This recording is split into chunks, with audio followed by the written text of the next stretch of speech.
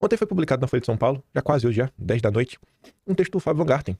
Isso aqui eu acho que é importante, sabe? Você usar sua força de comunicação em prol aí, né, de uma causa maior. Como o Van Garten transita muito bem na imprensa, eu acho que ele pediu a vez aí, né? Falou, você não pode publicar um texto meu, não. Não acho que esse texto do Van Garten vai mudar o jogo, virar o tabuleiro, mas é importante falar com mais pessoas, né? Colocar outros pontos de vista, marcar território na imprensa e, assim, né? Cavar espaço na imprensa não para aparecer, mas para defender Bolsonaro, é uma coisa que a gente não vê com tanta frequência. O que nós vimos nos últimos dias foi a Emília, lá de Santa Catarina, cavando espaço em diversos canais que odeiam o bolsonarismo para atacar o bolsonarismo, né? É um comportamento bem diferente. Enfim. Prisão de Bolsonaro é injustiça que corrói.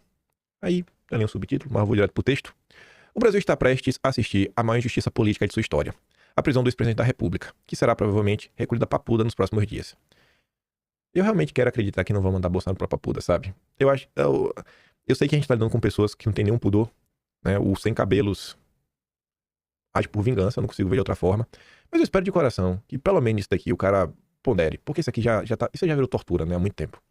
Dói constatar que um homem honesto, com mais de 40 anos de carreira política irretocável, passe a conviver com criminosos de toda a ordem. É uma injustiça que corrói os corações de milhões de brasileiros que o veem como verdadeiro mito. Logo ele, um político que jamais foi acusado de corrupção, será encarcerado, enquanto alguns outros ocupam cargos importantes na República Brasileira, apesar de condenações por conta de desvio de bilhões de reais de estatais dos cofres públicos. Quanta injustiça!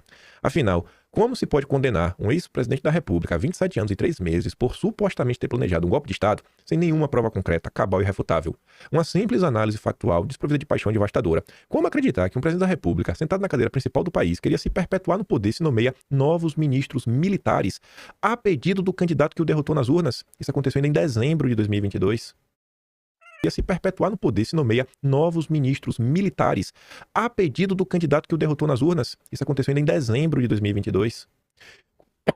Como imaginar que esse mesmo presidente pediu aos caminhoneiros que o apoiavam em novembro de 22 para liberarem as rodovias do país e, assim, impediu o caos no abastecimento de produtos? Não devia ser o contrário? Se você quer dar um golpe, você promove o caos. Ele não deveria estimular a greve dos caminhoneiros e a obstrução das estradas para criar o clima, né, que justificasse um golpe, como aliás ocorreu no Chile em 73? Não só isso. Esse mesmo presidente da República decidiu ir para os Estados Unidos, ficar longe do cenário político, da formação do novo governo, não queria tumulto, bate-boca ou alimentar intermináveis discussões sobre a legitimidade das eleições. Preferiu a distância e se preservar do ritual de passagem da faixa presidencial, o que é um direito dele, por mais que se questione. Mais espantoso ainda é vinculá-lo aos atos de baderna do 8 de janeiro. Não só ele não estava no Brasil, como quase que imediatamente repudiou os protestos por seu caráter violento e agressivo contra os poderes da República. Mas, ironicamente, isso não conta.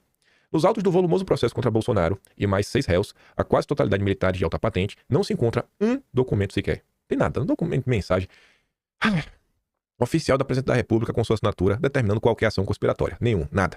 A própria imprensa, a Globo, até a Globo se questionou qual é o vínculo de Bolsonaro com o 8 de janeiro. E ninguém consegue explicar. É evidente que o julgamento da primeira turma da corte, né, do país foi político. Sem provas, optaram por condená-lo e a 6 auxiliares pela suposta tentativa de golpe, sem armas, sem canhões, sem soldados na rua. Apenas uma baderna coletiva, semelhante às que o PT e a esquerda promoveram na esplanada dos ministérios nas últimas décadas. A prisão domiciliar, em que se encontra nos dias de hoje, tem origem em suas falas, em sua retórica eleitoral de palanque nos eventos de 7 de setembro, que nem de perto permitiriam a condenação de 27 anos.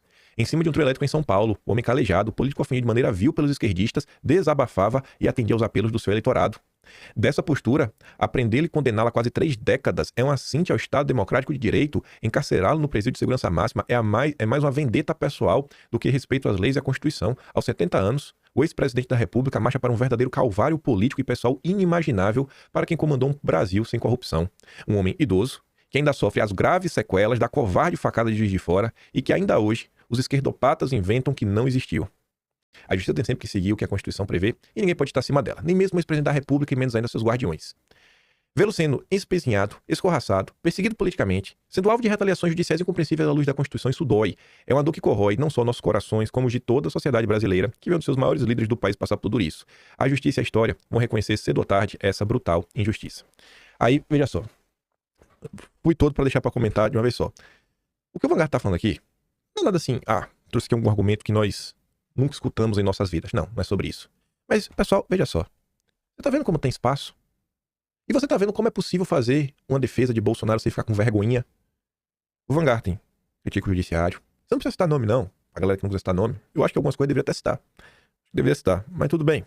Mas assim, cita o judiciário, deixa claro que é um julgamento político, já tá claro que Bolsonaro tá sendo condenado sem crimes, se posiciona contra a esquerda, bota o dedo na cara, inclusive do Lula. Sabe, tá falando muito bem do Lula quando diz tem gente aí que já teve uma ficha realmente corrida e que agora tem posições de destaque. Aí eu pergunto pra vocês, o que custa, pô? A nossa classe política, que tá o tempo todo dando entrevistas, se posicionar de forma mais assertiva em prol de Bolsonaro. O que custa? O que custa? Cadê a galera que tem mandato, que tá o tempo todo falando com a imprensa? Na hora que os nossos deputados, eles, sei lá, protocolam algum projeto de lei, ou eles vão em alguma viagem internacional, que eles acham que essa viagem aí pode beneficiá-los eleitoralmente, eles fazem questão de falar com a imprensa, pra soltar notinha, pra repercutir o que eles estão fazendo. Mas pra falar do Bolsonaro, ninguém abre a boca. Ninguém, simplesmente ninguém. Isso não é aleatório.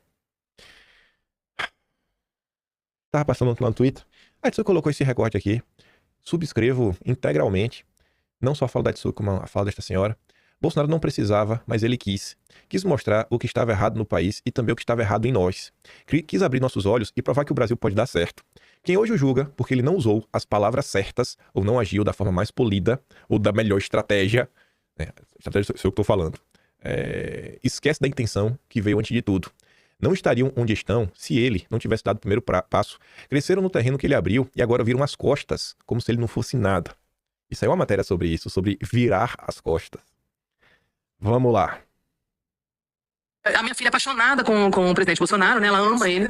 Foi ela que me bolsonarizou, inclusive, porque eu era também inclinada para o movimento esquerdista. Minha filha foi que me disse: mãe, ele não é nada do que estão falando, assiste os vídeos sem edição. E aí eu abri minha cabeça, vou assistir, não vou ser levada por ninguém, vou assistir com o meu discernimento. E aí eu fiquei revoltada, né? Vendo toda a maldade que faziam de distorcer. O cara só é um sincerão, cara, o cara sofre de um sincericídio, entendeu? Ele é um sincerão. Eu amo gente sincerona, eu também sou uma sincerona, entendeu?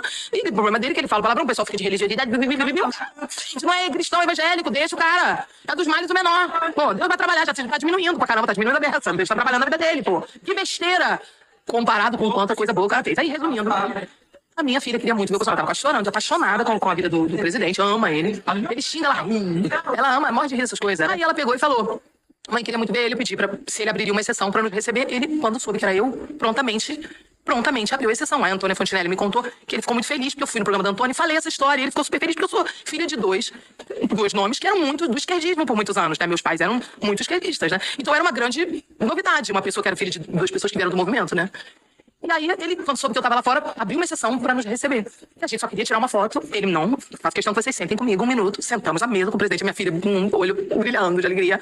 E ele foi, assim, de uma humildade, sabe? Eu vou confidenciar aqui uma coisa, não sei se ele vai achar ruim, mas eu vou confidenciar porque eu acho que é o momento de eu contar. Ele pôs a mão assim, no nosso braço, assim, com muito respeito. Pôs a mão assim, como quem quer pedir um favor, com o olho cheio d'água, falou pra mim: por que eu enfrento tanta maldade?